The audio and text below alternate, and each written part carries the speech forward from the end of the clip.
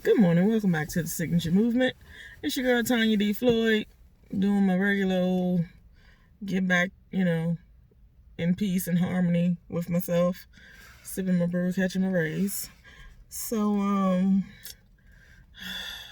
let me tell y'all, I've been dabbling in the mystical arts, otherwise known as credit.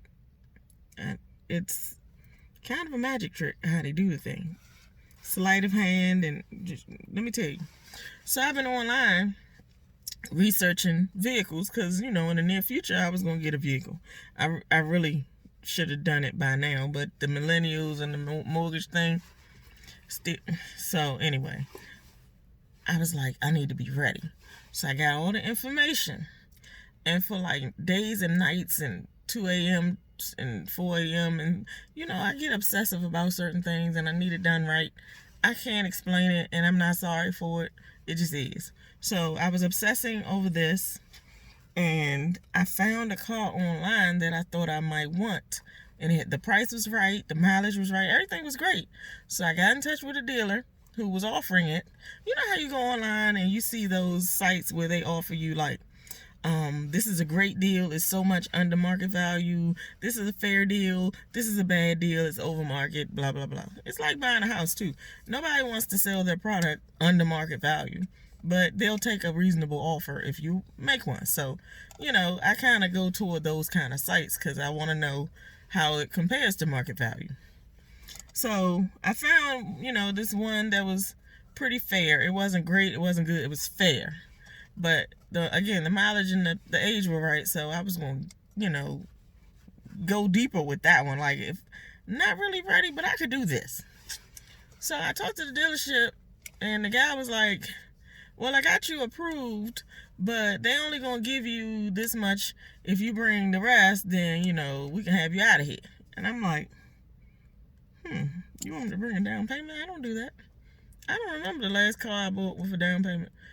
Maybe $500-$700 tops, but not like 1,000 or thousands. I don't do that. But let me just insert right here. Usually when I go to buy a car, it's because I don't have a choice. I need a car like right now.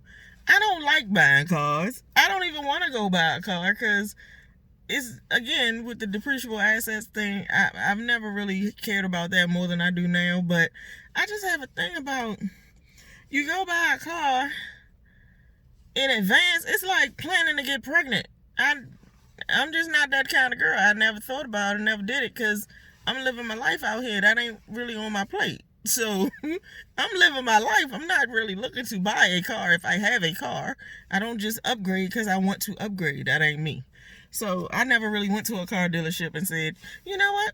I think I'm in the mood for a new car. So let me go see. And let me see how much money I want to put down on it. I don't do that kind of planning. I plan other stuff, not cars. So anyway, usually when I go to the dealership, I'm like, I need a car today because I'm going to sit here for hours. I already know it.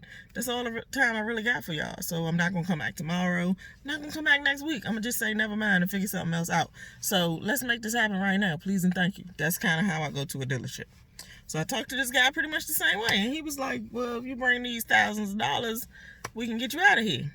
Now, mind you, when I applied for this car, it was a little bit of money. So I just used my Uber income as income. It would more than cover it, right? So, okay, that's my situation with that kind of income. The next day or two, I did a pre-qualification through Credit Karma because I was checking my score to make sure it wasn't nothing weird and wild on my thing. So went through Credit Karma. You can click on the little auto button and they'll let you shop for loans for cars. So I did that. But this time I thought, I really, really want this one particular car. So if I could just up my budget by this much, I could pretty much get the car I want and not have to just be like, I settled. I hate the feeling that I settled. So, long story short, I applied for it, but I used my other income this time, which is substantially more than my Uber income. Funny thing happened. The same exact lender came back with a pre-qualification, and it was more than double the other car. I'm like, how y'all do that?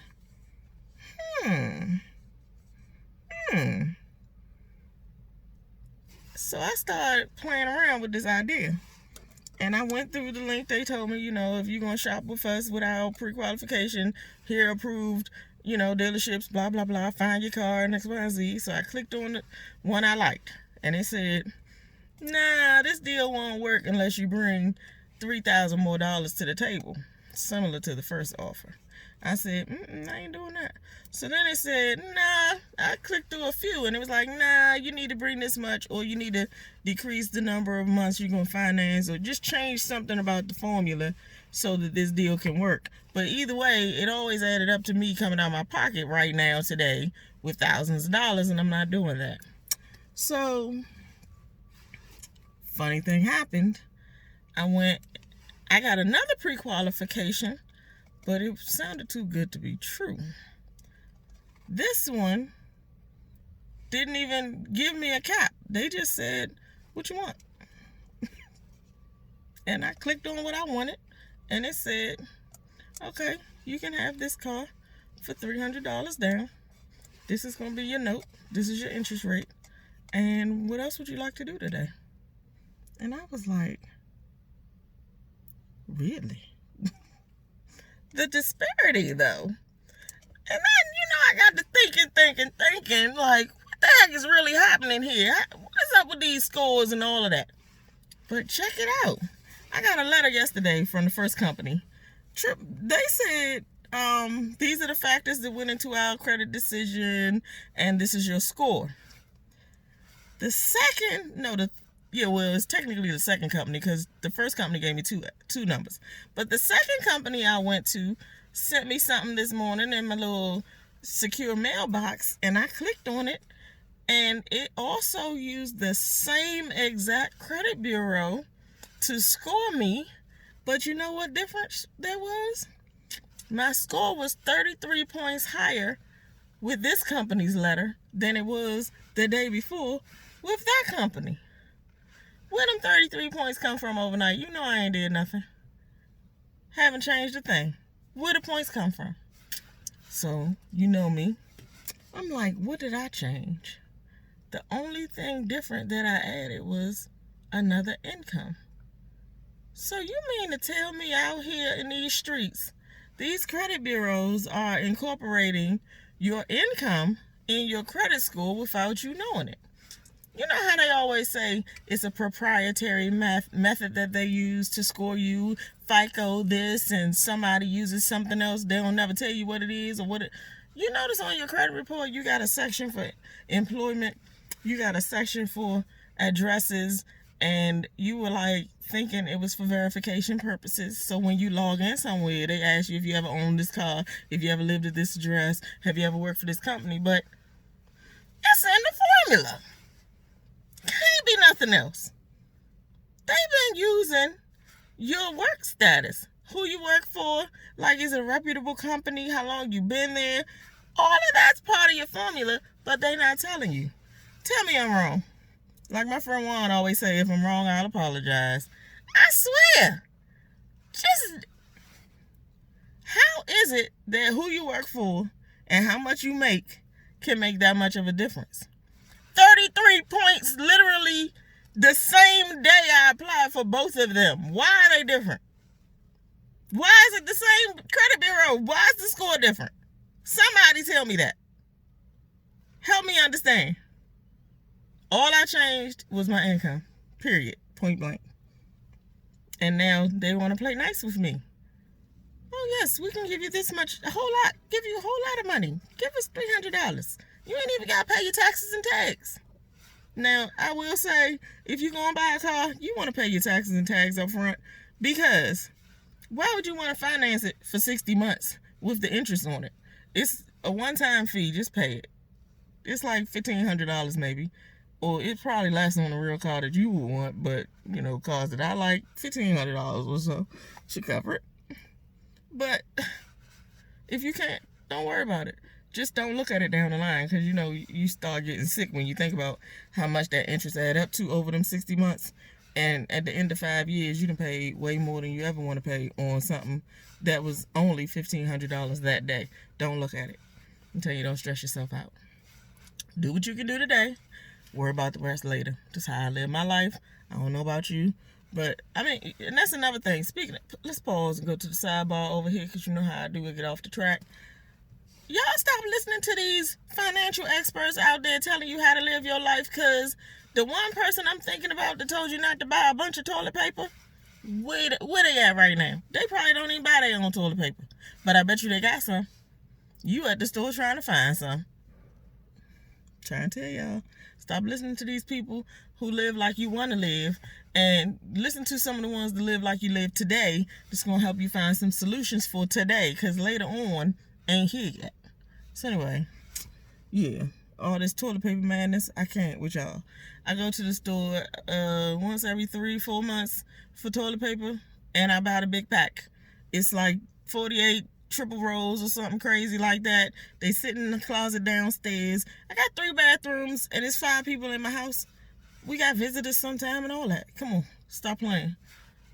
Bulk up on what you need, what you use all the time. Paper towels, you know you're going to use them too many times. Wipe your hands in the kitchen, especially if you got OCD like me. You're going to wipe your hands 1,000 times in a day. Stop. Don't hoard, steal from yourself. What is wrong with y'all? Why are you out there scavenging for toilet paper? You knew that 4-pack wasn't enough. Anyway, that lady told you don't buy the big pack. She was tripping. But I bet you she got some in her house. All her houses. Back on the track where we were. So, yeah, this credit thing. I thought that was very odd. And I'm like, how dare you treat people with bigger incomes better than people with smaller incomes? Maybe if your score is 800, you don't have to worry about it so much, because the variation ain't going to be a big thing. But for the rest of us who scavenging out here for the 650s and such, that ain't my life. 33-point difference on the same exact day I applied for both companies. Crazy. But anyway, that's what I wanted to tell y'all. It's some madness, and that proprietary way they score you is crap. It changes. It's fluid. That's why you can never tell what your real credit score is, because it's ever changing, and it's very subjective, clearly, based on factors they throw in when they want to. That's a mess. Well, let that be a lesson to you. If you want to apply for something small and you use a small income, they might treat you like you're nobody. But whether you apply for something big or small, if you got a big income, just put your real income. They'll give you anything you want. The haves and the have-nots. How dare they? Anyway, that was my rant for the day. So, if I'm wrong, let me know I'm wrong. But it's something, something ain't right. Check them credit, people. Watch your score constantly. Watch it like a hawk. Watch it like every month. Go in there and check your score and check the account activity. Trying to tell y'all. Gotta watch them people. Proprietary my tail. Ugh, lies.